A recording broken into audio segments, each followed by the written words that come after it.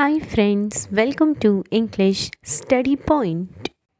Today in this video lecture I am going to discuss biography of Walt Whitman. He was born on May 31 in the year 1819 in West Hills, which is situated in New York, and died in the year 1892. His influence on American poetry and literature cannot be overstated, and he is often considered as one of the greatest American writers or poets. He was inspired by Emerson and also known as the father of free verse. So, this sort of free verse is a form which gives the writer more freedom. It does not encompass strict rhythm and meter. Poet, while using this, is not bound to follow any structure. It helps in conveying emotions more freely. Then Walt Whitman is so much popular for using long sentences in his work, and also we find that in his work there is presence of flow of operative singing. What is this operatic singing? It is a type of extended dramatical work in which music constitutes a dominating feature. He dignify spiritual life, means he tries to glorify spiritual life grounded in body and simplicity of everyday life. He upheld ideas of democracy and individualism. Individualism means when a person believes in his own individual thoughts. That is called as individualism. Ezra Pound was influenced by the writings of Walt Whitman in America. Her use of open form or free verse is comparable to contemporary American poet whose name is Walt Whitman. In the year 1836, he started working as a journalist and founded his own newspaper called as Long Islander. So he became editor of this particular newspaper. After 1841, he was actively associated with at least 10 newspapers in New York and Brooklyn, which includes the Brooklyn Eagle also. Whitman, when he began his career in the initial days of his writing career, he used to write in conventional style. Conventional style is a style in which a writer follow rules while writing works that are prevalent during his or her time period, and also used to write emotional stories. He edited New Orleans Crescent after going in New Orleans, and there he underwent a personal transformation.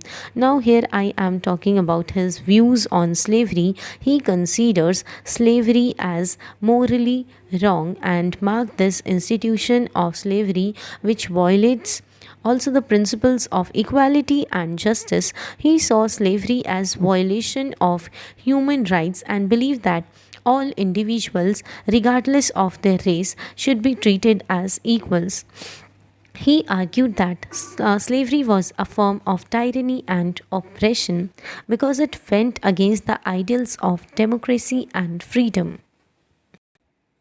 Whitman believed that slavery was detrimental to both enslaved individuals and society as a whole because it fostered divisions and perpetuate injustice. He opposed the institution of slavery and the policies that supported it, including Fugitive Slave Act.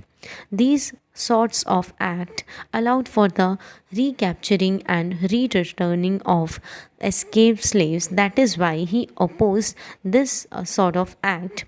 Whitman used his poetry and writings as a passive tool to condemn this institution of slavery.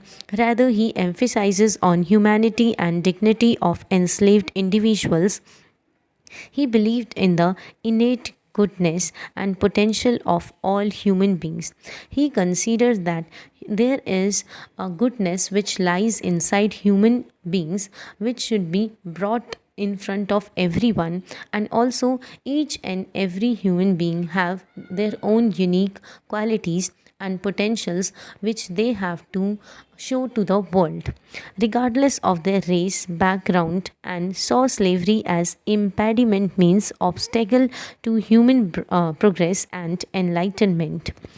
So, in these lines, he advocated for the abolition of slavery and supported the efforts of abolitionist movement which sought to end the institution and achieve equality for all. Walt Whitman during his lifetime was influenced or inspired from so many things. First include he was very much inspired from ordinary life in the frontier and also from metropolises which includes omnibus, drivers, ferry boat pilots, the crowds at bathing beaches, performances of Shakespeare and Italian opera. And by influencing from ordinary life events, he produced great works like Once I Passed Through a Populous City, Pioneers, O Pioneers, The Song of the Broad Axe. He was influenced from God's autobiography, which is titled as A Man's Perspective of the World. Another is Hegel's philosophy, and there is an idea in his philosophy which is cosmic consciousness. He was influenced from it, and there is a work by Thomas Carlyle titled as Heroes and Heroic Worship.